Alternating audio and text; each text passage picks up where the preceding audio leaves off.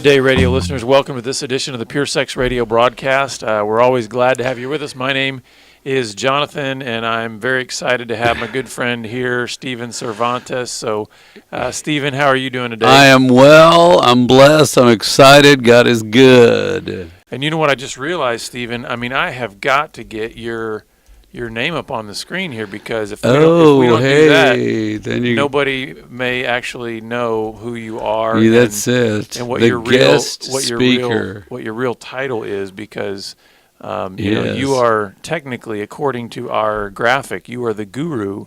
Pure Sex Radio. That is good. I don't know if you knew you had a title change. No, recently, I've moved up a couple of notches, it looks like. Anyway. I don't know why it's so much fun to come here and do this. Well, you know, it's just exciting to talk to people.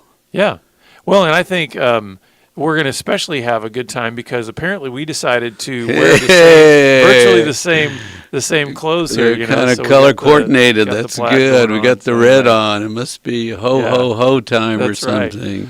Well, listeners, we are grateful that you're here, and you know, we wanted to, in this particular broadcast, kind of get back to some basics, right? You got it. You know, it's funny because there's so many layers to the issues of sexual brokenness and sexual temptation and sexual sin. And so sometimes we get off into these important, but sometimes side issues regarding, you know, when we start talking about relational things and emotion. All that is very real factors. Those are very real factors. But sometimes we like to just bring it back to, let's get super specific about what is, in our current culture, the predominant force behind all of this sexual temptation and the sexual sin, and that is pornography. Yes. So we want to tackle that in this broadcast. So Stephen, why don't you share with us kind of where we're going to go in this one, especially regarding how pornography lies to us. You got it. I think that every now and then we just have to stop, catch our breath, and repeat the basics. But what is the problem with porn? And I think, you know, guys say all kinds of things about it, but it's all positive. You know, it's it's fun. You know, there's nothing wrong.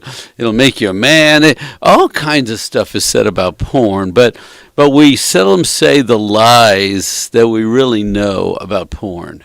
And honestly, one of the questions that I get a lot when guys are just wrestling with even the question of morality around pornography or anything like that is the question will be posed this way. What's so wrong with pornography?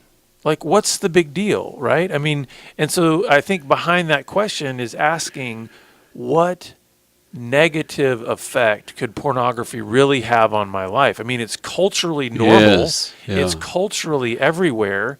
Mm-hmm. So they're looking for like a reason why pornography is not a good idea. And it's interesting because that's even a positive. Well, what's wrong with a little porn? Right. You know, what's wrong with me having a little porn?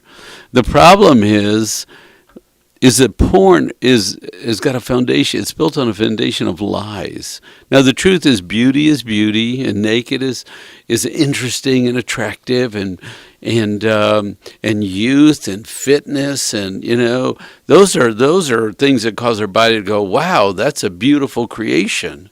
Mm-hmm.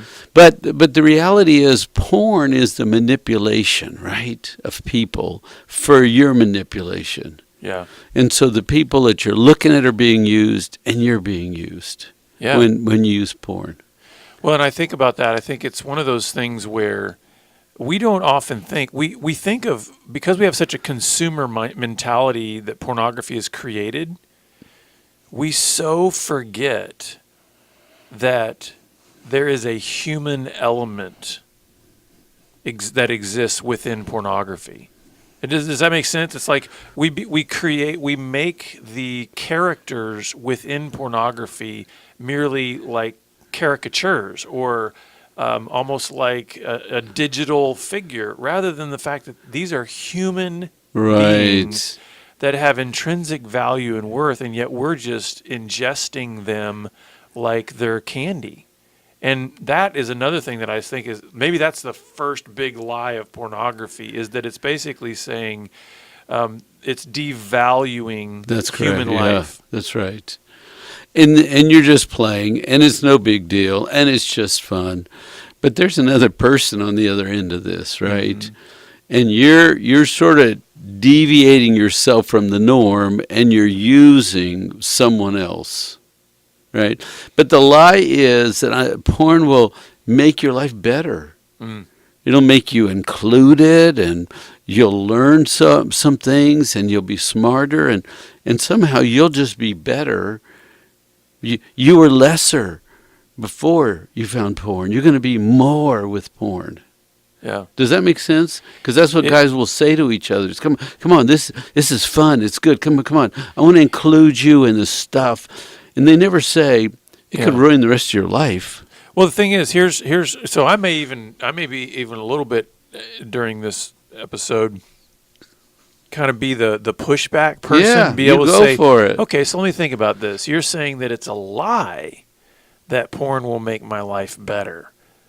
But maybe, what if I was able to maybe point to some circumstances in my life that, I don't know, could try to prove my point that it really is making my life better? Because, hey, you know what? It feels like that, man, I've learned a whole lot more about my sexuality and the mechanisms of my sexuality. And it seems like, I've even been able to get into some relationships where we sort of were able to centralize certain things around pornography. It didn't seem like in the moment like that was necessarily a bad thing. It kind of spiced things up. So why is it a lie that pornography will make my life better when, I don't know, maybe on some level it has made my life better?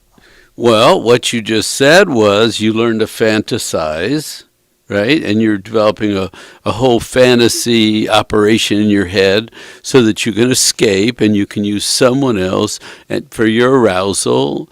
And what happens is people grow too much fantasy and they're not doing real work. They're not grounded in reality when you're escaping all the time. And you want to be somewhere else with somebody else, you don't do real good work on the journey that we're on today. And so it's fantasy, it's escape, and really for a kid, it's like growing up too fast. Does a 12-year-old need to look at 18 and 20-year-old women? Really? Does that make him better? It just robs him of being 12 and 13. He jumps sexually, he jumps ahead, and he's not equipped, but he's got stuff in his head. So if I could try to make this sort of fit in my mind. What you're saying then is we may be coming at this from two different paradigms of what we think makes for a fulfilled life, right? So I might be saying from my paradigm that says I've really kind of placed myself in the center and really true happiness and fulfillment is going to come by me making sure that I remain in the center and that I'm essentially the one who is worshipped and pleased in my life. Oh, then that's therefore interesting. Yeah. I might be able to, from that paradigm, to say pornography enhances my life from that paradigm. From a very self-centered, selfish, What right? I hear you saying is you have a different paradigm from which you think and believe that fulfillment really comes, and it's not pointing everything towards yourself. You realize there's relationship is really such a central key element to that fulfillment, and so therefore we may draw very different conclusions because we have different fundamental paradigms of what we think is going to make for the most fulfilling life. Well, you think about a 25-year-old guy that spends hours in his basement looking at porn. I mean, what kind of quality? There are guys that go home after work and look at 3, 4, or 5 hours a night of porn. They live in a room with this stuff.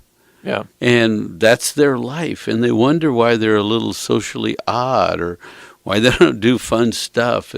This stuff becomes consuming.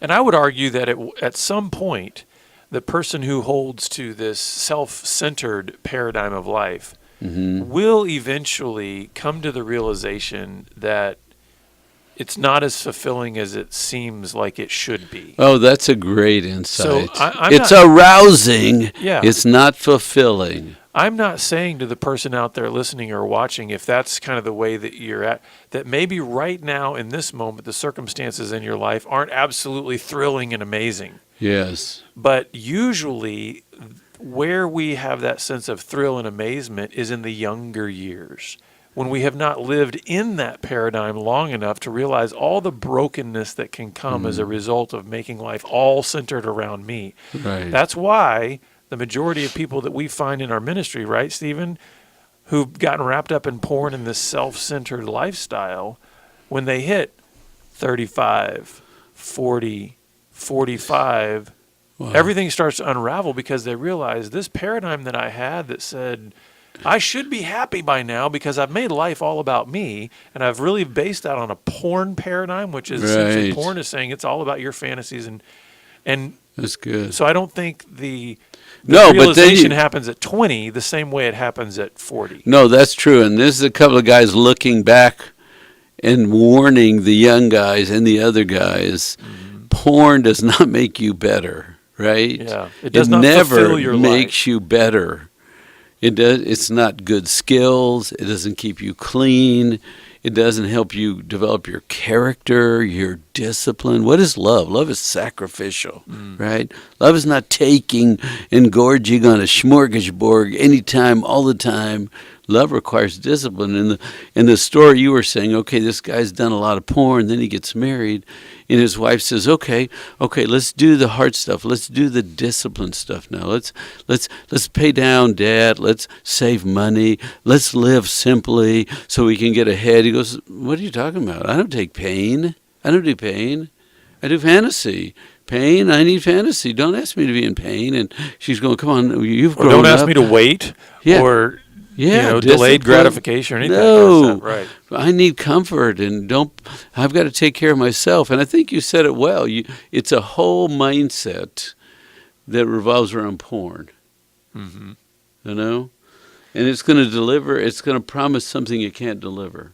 Well, and this makes me think of one of the things you had on here of just one of the lies being this idea that you're not actually complete without either a female or, if you're a woman, a male. You're not complete without this sense of, and in some ways, it's almost like porn is saying you're not complete if you're not taking, if you don't possess these certain And being qualities. served whatever you want, and go get some more. If you don't like this, there's more, right? You just go get more. You don't have to stop. You don't have to do hard work. And most of the guys that have got a porn addiction, I mean, they're very immature men. They work, they pay their bills, but when their wife says, "Come on, let's talk, let's explore, let's read, let's learn, let's grow," I just want to turn the TV on. I don't want to do that. I just want to fantasize. I want to look at something else. I want to get away. I've not practiced disciplining myself, developing character, right? Really digging in and fighting for the richness of life. Yeah. I just want some porn. Yeah.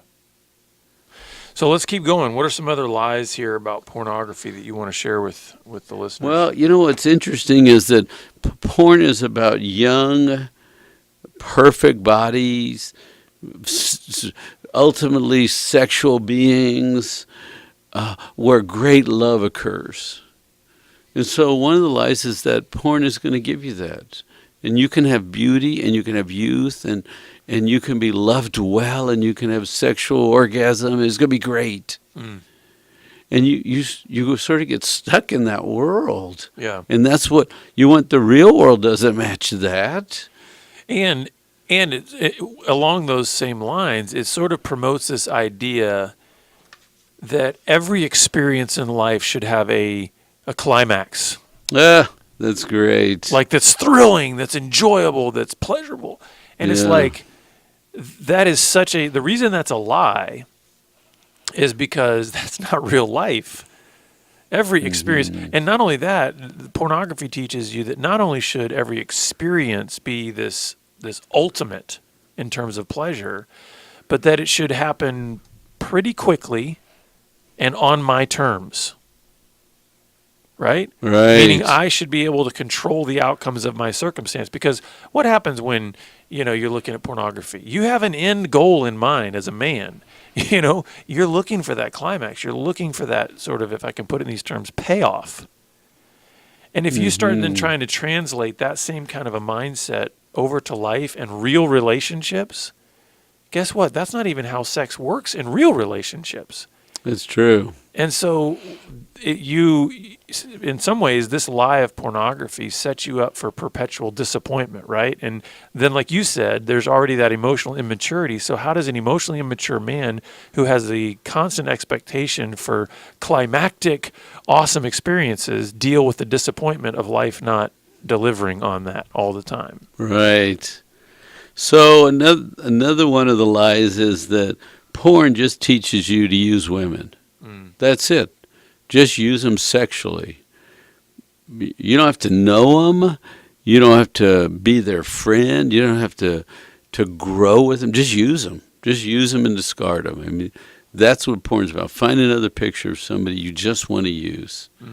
And right, you can. The lie is, I think I'm living, and I think the truth is, you're stunted. You're stuck in a loop of fantasy, escape, but not growth and development, not maturing, not the practicing the good skills.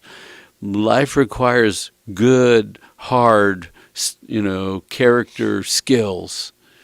Well, people that over porn, that do porn, that need porn, they're not working on that.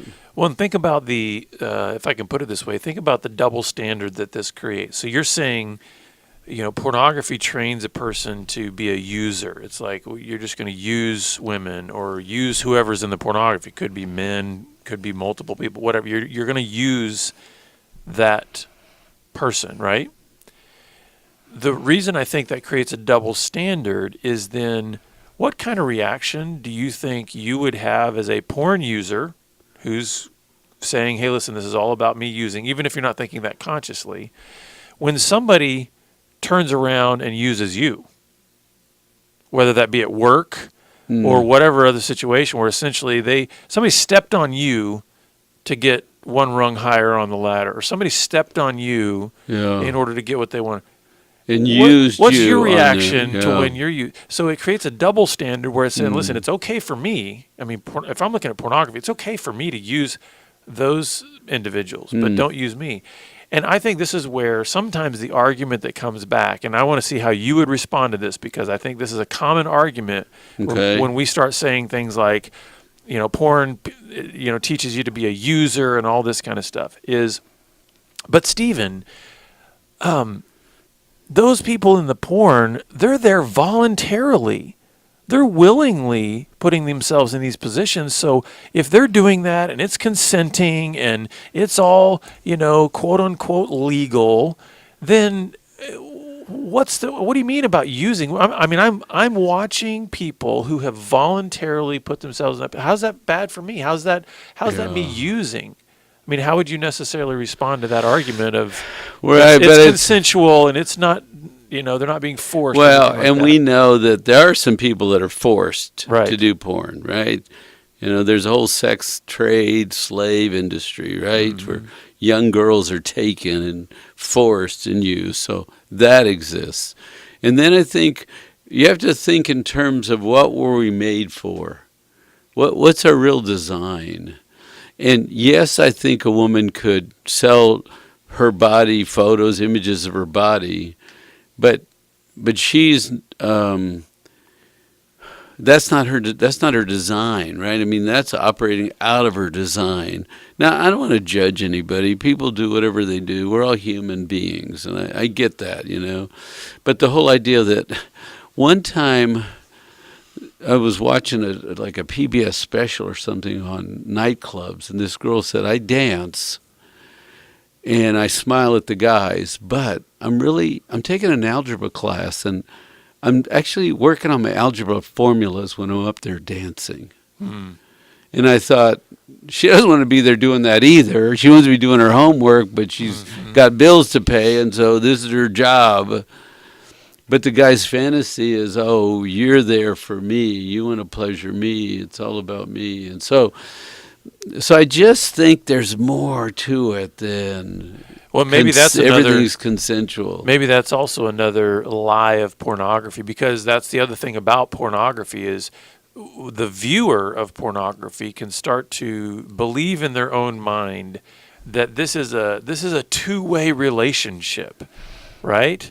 That it's not, oh, I'm not taking, because they want to be there and they want to please me, and it's all about this interaction. And I'm helping them, and they're helping me, or something. When in reality, like you're saying, many of them are trying to escape in their own mind for the thing that they're actually doing. They're not present. They're not there. So I think it's, and of course this can devolve into all kinds of other pieces of brokenness. But I think I think you're right in saying that it creates a user type mentality. And a taking, right? Yeah. And a stunting and a dirtying up, right? You don't live clean with porn, right? There's a dirty secret, a hiding part to it. And some guys will say just a little. Look, I'll just use a little. But I don't really know that strategy works. You know anybody that's still got the same first magazine they ever found and go, yeah, really, this is all there is? Because just a little means a little more and a little more and a little more. And I look at it this way: whenever the guy says just a little, I'm not going to get so concerned about quantity in terms of trying to get an accurate measurement on where he's progressed from where he's come from. My response is typically the same. It's kind of like, so would you agree that just a little cyanide is not that good for you? So whether you take just a little or you drink a whole bottle of it, it's not, what you're ingesting is not going to be good for your system. Right. So even if a guy was never quote unquote progressed to like further pornography, if I'm going to take a teaspoon of cyanide every day for the rest of my life, it's going to have ramifications on my life. So in the same way, even if a guy just takes quote unquote a little porn every day, then guess what? He's being influenced a little over and over and over and over again towards all of these lies that we're talking about, which is I'm going to be a taker, I'm going to be a consumer, I'm going to dehumanize people. And so even just a little is dangerous and unhealthy over time. So I don't think people know that porn will change you forever. Porn says, I'm going to give you something you don't have. And it's going to be good, and it's going to make you like other people or know things. I mean, if you think about sin, right? It was like, did God really say that? I mean, Right. Can't you really just eat the fruit and it's not? There's no consequence. It's like no. It will change the rest of your life when you start looking at porn, because we're not talking about somebody that stumbles on it. We're talking about somebody that starts to look at it and then believe the lies of it, and then looks up 20 years later, because that's who we see. Yeah. They never knew that the beginning would deviate the rest of their life, corrupt the rest of their life. They never knew what this little thing was doing. And then their wife wants to leave them. Yeah. And they go, what? Well, you've been doing this thing for 20 years instead of your work. And I'm sort of sick of living with the simple guy that wants to go away and be off by himself. I mean, And it's kind of the same thing of what we're talking about with the idea of a little, right? Mm-hmm. It's one step in a wrong direction, followed by one more, and then one more, and then one more. So if you think of it in terms of like a path, we're meant to walk on this straight path here, right? Mm-hmm. So we only just deviate 1 degree. But if we continue on that deviated course that's only 1 degree off of the path we're supposed to be on, over time you end up being miles and miles and miles and miles away from where you're supposed to be or where you were designed to be. Right. And that's why it can feel like to a guy, like he's just waking up from a fog going, why does my wife want to leave me? Why is all this falling apart? Well, it's just because it's kind of like the frog in the pot, right? You don't put them into boiling water, they'll jump right out. But if you put them in just lukewarm water and then slowly turn up the temperature, he finds himself boiling to death over time. Ouch. So, and I would say the deviation of finding this and including it creates a place that's always the fallback. You lose your job, go look at some porn. Had a breakup, go look at some porn. I mean, what would happen if that place was not there? Oh, Because yeah. it's like porn says, I'll rescue you. I'll Yeah. rescue you. You shouldn't have to face pain. You need some pleasure right now. It definitely becomes your go-to medicine. Yeah. Like, hey, for whatever's ailing you in life, it becomes the way that we. That's right. Because it's a beautiful day. I should go outside and walk, right? We live in America. Most of us are putting on pounds every year, right? Yeah. We need to go exercise. But porn is right here and it's calling, Yeah. right? I should do 100 other things. I should read my Bible. I should pray. I should call a friend, right? I should go out and touch a life. Hey, porn is right here, and it's easy. Mm-hmm. And once that deviation is there, it's always there. Do you think right now, all the work you've done, that it still doesn't call to you?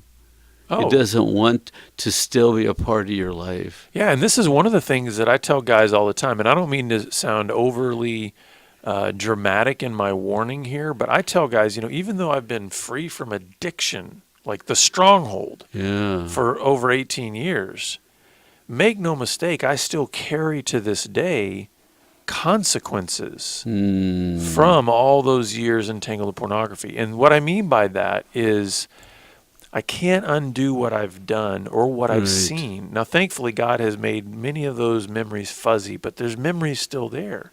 And I mean, I've cried out to him many times, God, would you just erase my memories? And so the reality is, because those memories still exist of the things that I've done, that's typically how in my life today, the temptation or the call, as you put it, will come. It's like I can feel the enemy just throwing another memory From an out old there. fuzzy memory that Yeah. will want to come up. That's yeah. trying to say, you want to clear That's that memory up a great. little bit? I can help you clear that up a little bit. We can think about that for a little bit. We can play with that a little bit. Don't in your you mind. remember? Yeah. And so that's just it. And again, I don't want to be overly dramatic to where it's like now we create a sense of fear around the realities of temptation. But I do think we need to have a sober mind towards the lies and get clarity on just how damaging and dangerous pornography is, and not think that it's just a punchline or it's just not that big a deal, or Right. that it doesn't have any real effect on the way I Well, live my and life. that's why we're talking about it, because nobody told us about it, right? And we found it, and it becomes entertaining, and then you hide, and you have a secret. And I would add, even to what you said, we still live in a very sick culture, Yeah, and we're tempted all the time. yeah. It's all around us. It's being presented, even if not as hardcore porn as soft porn, right? So go ahead. Were you going to say something? We're about out of time. Are we? Okay, But let me. so- Yeah, go ahead. No, go ahead. You go ahead. And I was just going to say, would you rather have a fresh, clean, creative mind that's protected, or would you like to have an internet porn mind? What would you like to run today? That's a good place, I think, for us to wrap up for the day.